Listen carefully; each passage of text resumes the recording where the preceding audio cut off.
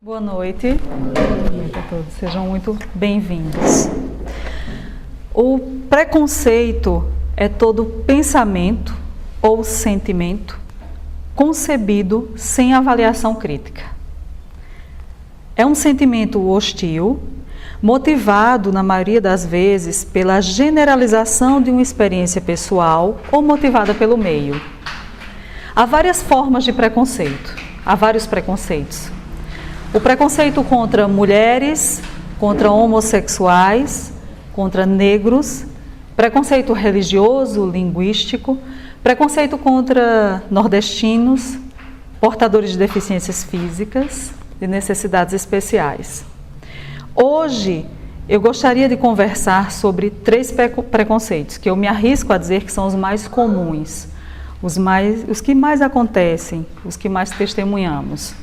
Racismo, misoginia e homofobia. O racismo é a ideia de que há raças superiores a outras. É toda e qualquer tentativa de inferiorização das pessoas que são diferentes de nós, fisicamente diferentes. No Brasil, nós temos uma presença marcante do racismo. Nós vivemos durante 3 séculos a escravidão e isto nos deixou uma herança maldita. Negros eram tratados como peças, como mercadoria. Eram, de fato, a carne mais barata do mercado. Meninas negras eram violentadas desde o início da puberdade ou antes, e não se podia dizer absolutamente nada, porque elas pertenciam ao seu senhor. A escravidão esteve presente em todas as áreas da sociedade. E hoje, no Brasil, embora se diga que ficou no passado, que não há racismo, nós convivemos com as manifestações violentas do racismo a todo instante. Segundo a ONU, os jovens negros são as maiores vítimas da desigualdade social e da violência no país. A cada 2 horas, 5 jovens negros são vítimas da violência. Morrem com mortes violentas no país. Os negros têm maior dificuldade de ascensão profissional, sofrem mais com a desigualdade salarial e são as maiores vítimas de assédio moral nas organizações. Considerar o outro inferior por causa da cor da sua pele, do seu cabelo, é racismo. Nós crescemos ouvindo expressões racistas a todo instante. O cabelo do negro é o cabelo ruim, o cabelo do branco é o cabelo bom. Ou uma expressão negro de alma branca, como se o negro representasse o que não presta e o branco representasse tudo o que é bom. Este preconceito está tão enraizado na nossa cultura que nós usamos expressões racistas o tempo inteiro sem perceber. Um exemplo disso. Eu, que combato o racismo, que sou tão anti-preconceito, já usei várias vezes expressões racistas. Conversando com uma amiga há algum tempo, ela falava sobre o sol, sobre verão, calor. Eu odeio o sol, não gosto, prefiro o inverno, sou meio vampira, não gosto de sol, gosto mais da noite, etc. E aí ela disse, você é muito branquinha, né? Deve sofrer muito com o sol. Eu disse, amiga, você não percebe isso porque você é morena. Ela disse, não, Silvia, eu sou negra, use a palavra correta. E aí eu parei para pensar. Eu não a chamei de negra para não ofendê-la. Inconscientemente, eu fui racista. Porque para mim, se eu dissesse, mas amiga, você é negra, sofre menos com a ação do sol na pele, eu estaria desvalorizando. Porque convivi o tempo inteiro com a ideia do negro ser inferior. Está enraizado em nós, mesmo que não queiramos. É por isso que é preciso ter cuidado com certos discursos. Piadas racistas não têm graça. Não fazem o menor sentido. São a reafirmação de um costume antigo que deve ser combatido. E não é porque aconteceu durante muito tempo, não é porque nós vivemos a escravidão durante, quer dizer, nós praticamos. Eu, branca, não sei o que é ser ofendida ou diminuída pela cor da minha pele. É fácil falar. Eu não carrego na minha pele uma ancestralidade de violência e desrespeito, de inferiorização, de exclusão. Interessante, o brasileiro ser racista. Nós somos um povo miscigenado. É uma idiotice sustentar esse discurso. Não existe raça pura no nosso país. Nós somos o resultado de uma mistura de brancos, negros, índios, dos mais variados lugares do mundo. Tanto que a família tradicional brasileira é a família de índios. O resto é estrangeiro. O resto veio de longe. E é isso que nos faz um dos povos mais bonitos do mundo, a nossa mistura. Os nossos cabelos diferentes, a nossa pele clara e o cabelo crespo, ou o cabelo loiro com a pele mais escura, os olhos de várias cores. Por falar nisso, há um documentário chamado Olhos Azuis, que fala de uma professora, eu não me recordo o nome, que fez uma experiência, propôs uma experiência nos Estados Unidos. Ela pegou um grupo de pessoas e dividiu em dois. De um lado ficavam as pessoas de olhos castanhos e pretos, olhos mais escuros, independente da cor da pele. E em outro grupo ela colocou pessoas de olhos claros, azuis, verdes, castanhos claros. E os classificou como olhos azuis. Este primeiro grupo de olhos escuros passou a tratar o grupo de olhos azuis da mesma maneira que os negros eram tratados durante o regime de segregação racial nos Estados Unidos. Eram usadas contra eles as mesmas expressões dedicadas aos negros. O resultado é impressionante. Eles não aguentam por muito tempo. Em um dado momento, ela olha para uma mulher loira de olhos azuis e diz: você sabia que pessoas de olhos claros são menos inteligentes do que pessoas de olhos escuros? A mulher, não sabia. É verdade. Há pesquisas que comprovam, aí cita um cientista qualquer, como a gente recebe umas correntes falando de um neurologista da USP, não sei de onde, que a gente nunca ouviu falar, para afirmar esse preconceito, essa ideia, ela disse: em pessoas de olhos claros, os raios solares penetram mais facilmente através da retina e danificam o cérebro, tornando pessoas de olhos azuis mais burras. A mulher responde: não faz o menor sentido. Isso é um absurdo. Sim, é um absurdo. Como é um absurdo considerar pessoas inferiores por causa da cor da sua pele. Não há embasamento científico. A ciência já prova que se arrancarmos a nossa pele por baixo dessa camada aqui, seremos todos iguais. A ciência já mostra que só existe uma raça, a humana. Mesmo assim, a questão social não mudou muito. Já evoluímos bastante. Apesar de, desde 1988, o racismo ser crime no Brasil, nós somos um povo racista. E como óbvio é a coisa mais difícil de enxergar, é preciso que exista uma lei que garanta o direito de seres humanos terem a sua integridade física preservada. Mesmo que a Constituição diga que todos nós somos iguais perante a lei, é necessário que se diga o tempo todo: se você for racista, você será punido, você pode ser preso. É preciso que as pessoas tenham medo para poderem controlar o seu preconceito. Há um outro preconceito que é considerado o mais antigo, estruturado e mortal da humanidade: misoginia.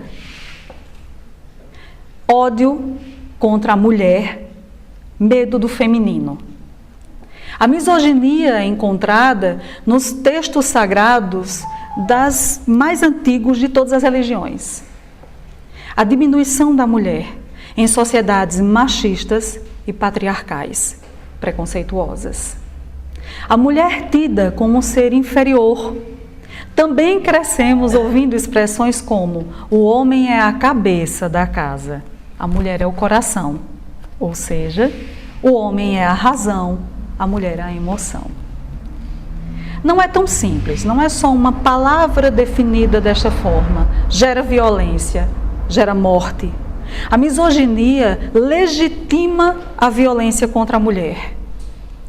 A ideia de que nós somos frágeis, mesmo que a ciência comprove que nós somos biologicamente mais resistentes. Meninas resistem mais a infecções. Sabe aquela história do homem, num ato de cavalheirismo, entregar o casaco para que a mulher se proteja do frio? Na verdade, homens são mais suscetíveis à pneumonia. Morrem mais cedo. Nós vivemos mais. O que não significa que mulheres sejam superiores aos homens. Somos iguais. Essa é a questão. A misoginia pariu o machismo. Meninos são criados, veja bem, a segunda vítima do machismo é o homem. Porque meninos são criados assim: caiu, se machucou, começou a chorar, engula o choro. Choro é coisa de mulherzinha. Você é homem. Ou seja, choro é coisa de gente fraca. Fraco como mulheres. Seja forte. É cobrado do homem que ele mostre o tempo todo a sua virilidade, a sua masculinidade. Recentemente, em um concurso para a polícia, no edital constava, eu não sei se era no Mato Grosso do Sul, mas o edital pedia que homens tivessem masculinidade. Os candidatos demonstrassem masculinidade. Como se durante uma batida policial ele visse alguma coisa, alguma tragédia e se emocionar fosse uma fraqueza. Nós devemos combater a misoginia ou o machismo dentro de casa. Como? Educando os nossos meninos da seguinte maneira: caiu, chorou, está doendo, você chora porque está doendo, você demonstra emoções. Você é normal, viu? Não é inferior. Não há risco nenhum para um homem brincar de boneca na infância, brincar de casinha. Na verdade, ele pode se tornar um homem bem perigoso, né? Um homem que cumpra os seus deveres no lar. Porque a limpeza da casa, a manutenção do lar, fazer comida, lavar roupa, é uma atribuição de todas as pessoas que moram numa casa. É uma obrigação. E não é, olha só, nós mulheres repetimos também um discurso preconceituoso. Nós dizemos: meu marido é bom, ele ajuda nas tarefas da casa. Ajuda porque ele não tem a obrigação de fazer, a obrigação é minha. Mulheres são responsáveis pelos cuidados com a criança, por trocar as fraldas. E quando vemos um homem cuidando do filho, diz: olha, está de babá hoje. Quando deveríamos dizer: ele está de pai. Ele está tomando conta dos filhos. Em 7 de agosto de 2006, foi sancionada no Brasil a Lei 11.340, Lei Maria da Penha, que protege as mulheres contra a violência doméstica e familiar. A partir daí, nós passamos a conhecer números impressionantes. A cada 15 segundos, uma mulher é espancada. 13 mulheres são assassinadas por dia aqui no Brasil.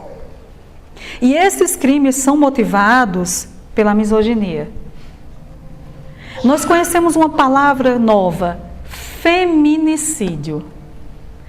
É a perseguição e morte de um indivíduo por ser mulher.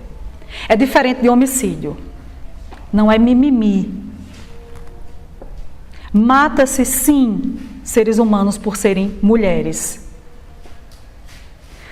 Essas agressões são motivadas pelos motivos mais banais. Porque a comida estava muito salgada, a mulher apanha. Porque ela falou alto, apanha. Foi estuprada? Certamente estava com aquela roupinha curta, também aquele decote, estava pedindo. Quem pede para sofrer violência sexual? Quem gosta de ser desrespeitado? Quem gosta de ser torturado? Um dia desses, no meu trabalho, uns policiais estavam procurando um fugitivo ali na área e um deles entrou para tomar café. Aí conversando, eu sou muito linguaruda, eu falo demais. E aí eu disse, ele perguntou, olha, se vocês souberem de alguma coisa, ele tem tais características, por favor, liguem. Aí eu disse, esse número aqui é o mesmo para denunciar e uma feliz coincidência, embora coincidências não existam, estavas comemorando 12 anos, foi no dia 7 de agosto, 12 anos da Lei Maria da Penha. E aí eu disse, empolgada, disse, esse número também serve para denúncia de violência contra a mulher? Aí ele chegou bem pertinho, assim, desconfiado, disse, também, porque a senhora sofre violência doméstica? Eu disse, não sofro. Conhece alguém? Não, no momento, não.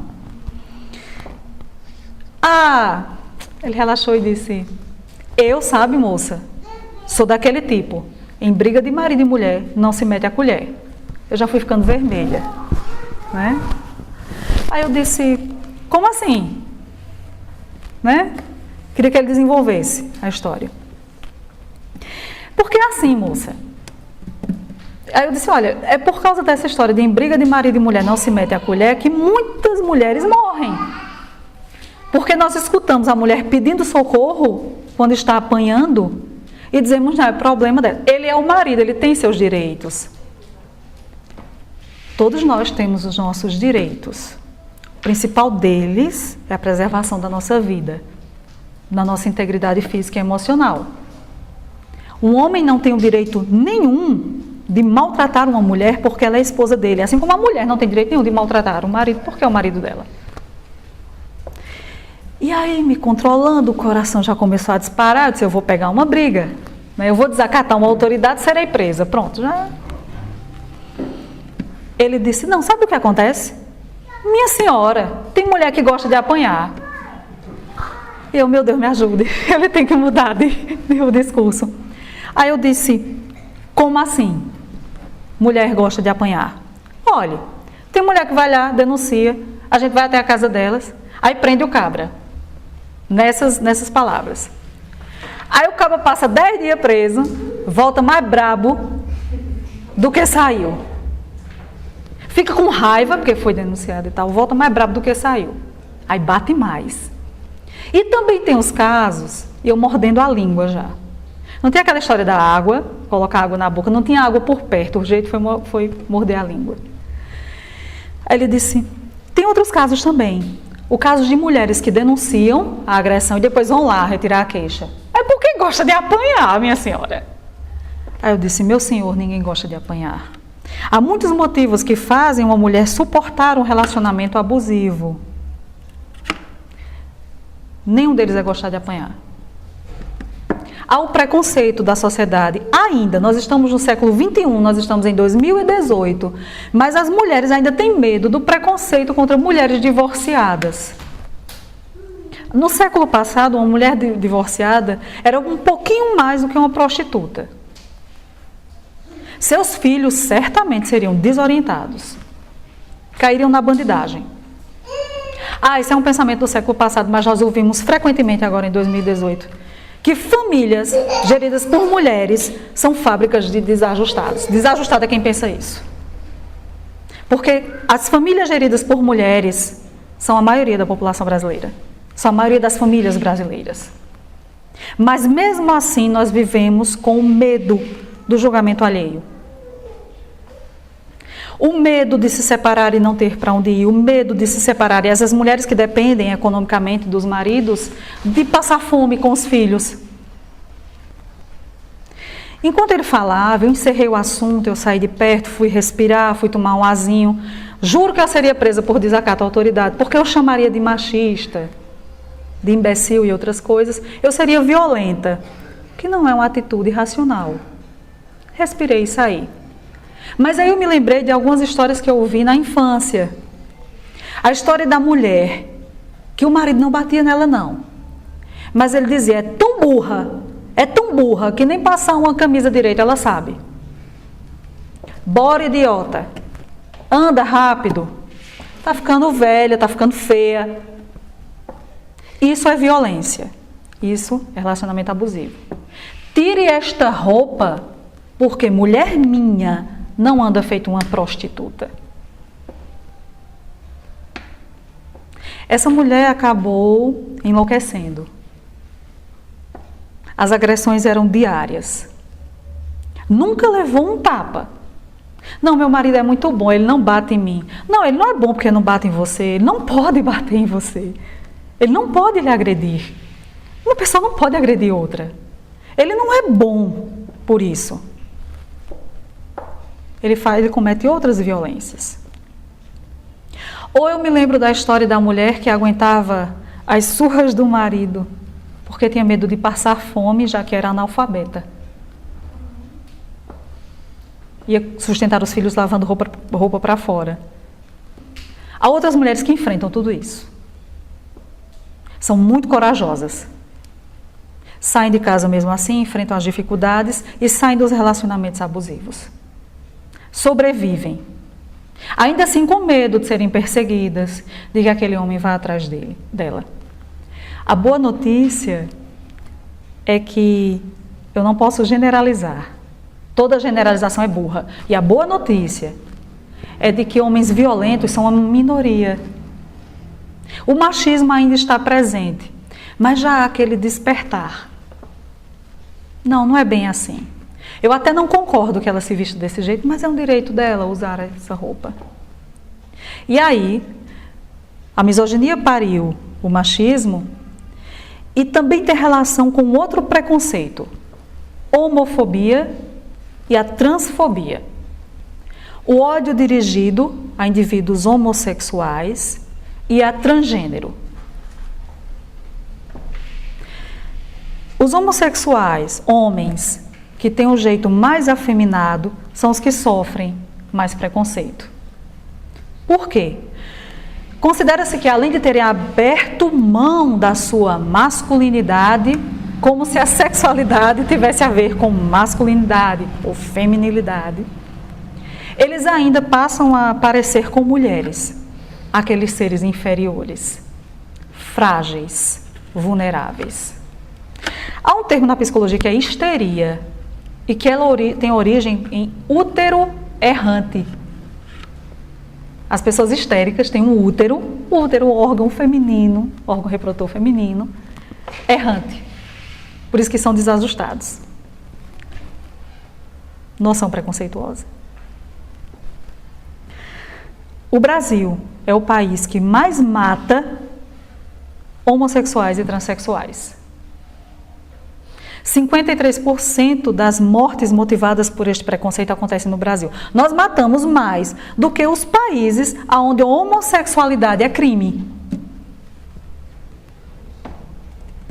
Imagine matar alguém porque gosta de outro alguém do mesmo sexo.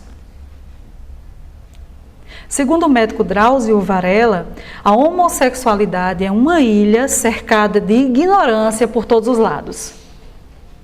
Eu diria que a sexualidade humana é uma ilha cercada de ignorância por todos os lados. A homossexualidade existe em quase todas as espécies do reino animal. Há leões homossexuais, leões, os reis da selva. O leão está lá mantendo relações sexuais com outro leão e os outros ao redor estão nem aí. Porque a homofobia é uma doença que só existe entre humanos. Somos nós que nos preocupamos com a intimidade do outro. Existia uma ideia, a partir do século XIX, a definição de família: pai, mãe e filhos. E homossexuais seriam um risco para a família, destruiriam a família. Gostaria que alguém me explicasse como a sexualidade do outro pode afetar a minha família. Casamento gay deve ser uma preocupação de quem foi pedido em casamento por outra pessoa do mesmo sexo. A adoção. Se você não é uma criança num orfanato, não se preocupe com a adoção de crianças por casais homoafetivos. A Holanda foi um dos primeiros países a permitir o casamento entre pessoas do mesmo sexo e a adoção de crianças por estes casais. Estudos lá comprovam, mais de 20 anos de estudos, que a incidência de homossexualidade, não homossexualismo, porque não é doença. A incidência da homossexualidade entre essas crianças é exatamente igual à incidência da homossexualidade entre crianças filhas de casais heterossexuais. Se a sexualidade dos pais determinasse a sexualidade dos filhos, nós só teríamos heterossexuais. Alguém aqui conhece um homossexual, filho de um casal homossexual? Todos os que eu conheço são filhos de casais heterossexuais. Todos. Me perguntaram outro dia, Silvia, você é homossexual? Não. Silvia, seu filho é homossexual? Não. Sua irmã é? Não. Tem pessoas na sua família? Sim, claro, tem. Mas é por isso, né, que você fala tanto contra a homofobia? Não. Eu falo contra a homofobia, misoginia, racismo, contra a lipofobia, contra a xenofobia, porque sou humana. Eu já enxergo seres humanos, outros seres humanos, independente de sua orientação sexual, como seres humanos. Só precisa disso para se combater o preconceito. Nós nascemos com características físicas, biológicas, femininas ou masculinas. Mas isso é só uma partezinha da questão. Há a homossexualidade, bissexualidade, heterossexualidade, transexualidade. Nós somos um mundo. Cada ser humano é um infinito de possibilidades. A única coisa que existe comum em todos nós é a diferença. Nós somos absolutamente diferentes. Irmãos gêmeos univitelinos são diferentes. 10 irmãos criados numa mesma família, do mesmo jeito, com as mesmas regras, com os mesmos valores, são 10 indivíduos diferentes, completamente diferentes. Não é estranho classificar alguém como inferior, violentar alguém, matar alguém por causa de suas características individuais? Aí eu vou puxar agora para o cristianismo. Há uma passagem dos diários de Charles Darwin que fala da viagem dele ao Brasil. Ele se dizia indignado, queria ir embora logo daquela terra. Graças a Deus estou indo embora daqui. Por quê? Porque ele viu crianças negras escravas serem espancadas quase até a morte, porque não limparam um copo de forma adequada.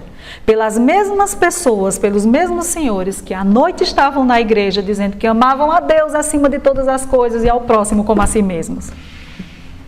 Torturavam seres humanos de manhã e iam à igreja à noite. Dizer que eram bons cristãos. Desculpe, cristãos são seguidores do Cristo. Tá, Cristo é Jesus, né? Jesus era um pacifista. Jesus dizia, ama a Deus sobre todas as coisas, a teu próximo como a ti mesmo, mas se o próximo for negro, não. A mulher é inferior. Homossexuais nem venha. Não, é qualquer pessoa. É como se ele dissesse, deixa eu desenhar para você entender. O próximo, qualquer pessoa, qualquer ser humano igual a você. Lembrem-se que as mulheres são frequentemente retratadas na Bíblia como prostitutas. Ou as pessoas interpretam algumas passagens como Maria Madalena, coitada. Era uma prostituta porque andava com homens. E naquela época, mulheres com homens. Todas as vezes que nós repetimos determinadas frases, como uma mulher de verdade, repetimos a misoginia enraizada em nós. Uma mulher para casar, uma moça que fica com muitos rapazes, estamos sendo preconceituosos. Isso não é roupa de uma mulher direita. O que é uma mulher direita? O que é uma boa mulher? O que é um cidadão de bem?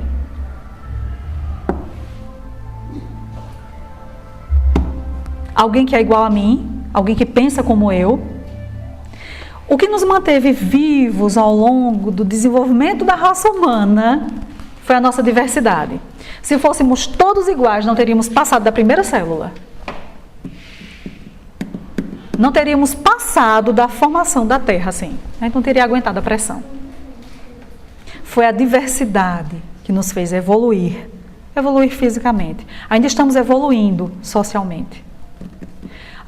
Algum tempo já eu venho pensando em como os nossos direitos, como nós não avaliamos bem os direitos que conquistamos ao longo do tempo. Veja só, durante as festas juninas, eu estava com a minha irmã e tinha um casal, 2 rapazes abraçados, um abraçado de costas para o outro, e o que estava atrás beijava o ombro. Era um casal homoafetivo. Ao redor, tinha algumas pessoas que estavam se incomodando e tal, mas saíam de perto. Outras estavam nem aí. Um outro ficava olhando, eu fiquei olhando e disse: o casal mais bonito da festa.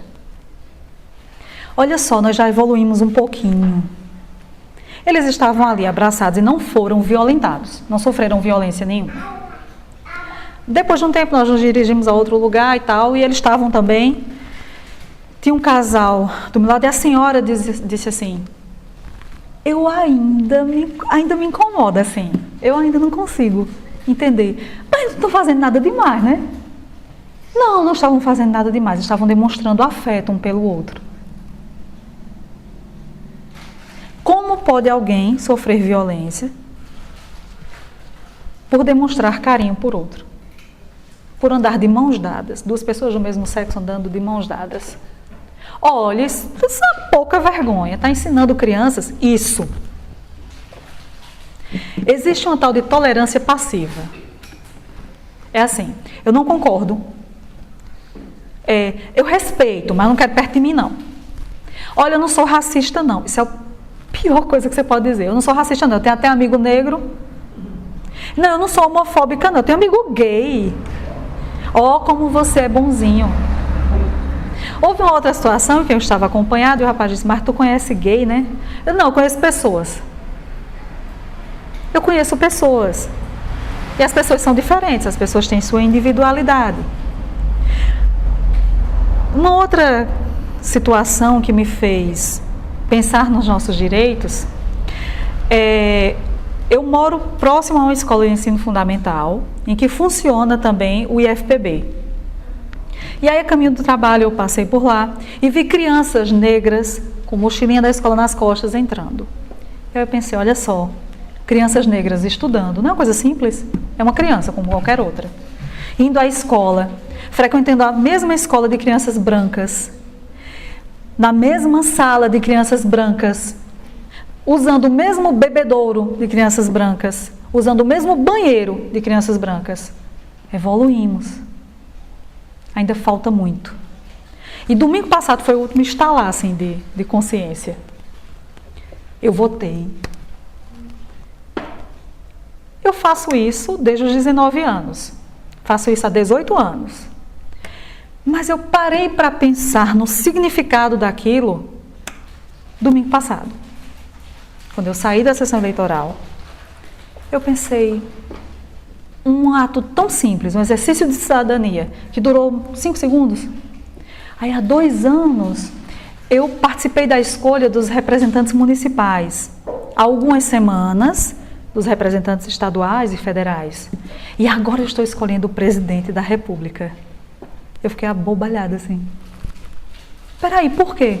Porque eu tenho o direito de fazer isso há menos de 100 anos. Eu tenho o direito de andar sem estar acompanhada por um homem responsável por mim, seja pai, irmão, marido, há pouco tempo. Eu tenho o direito de votar, dirigir, trabalhar há pouco tempo. Tenhamos muito cuidado.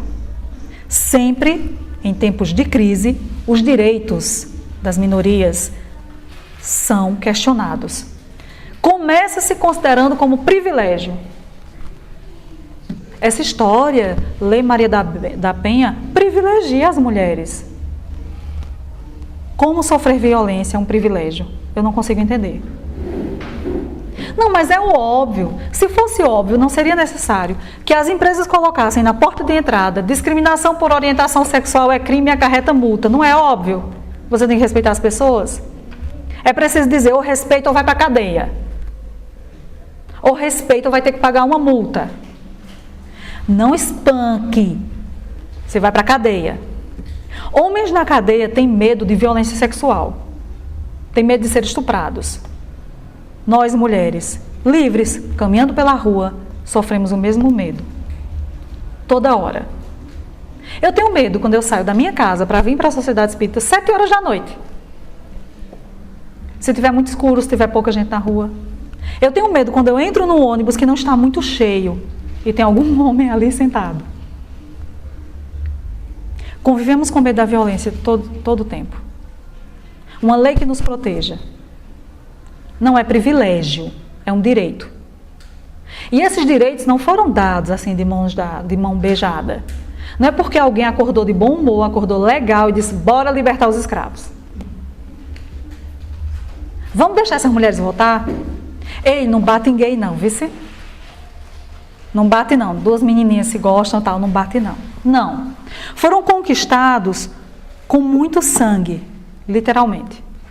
Muito sangue foi derramado para que esses direitos fossem conquistados.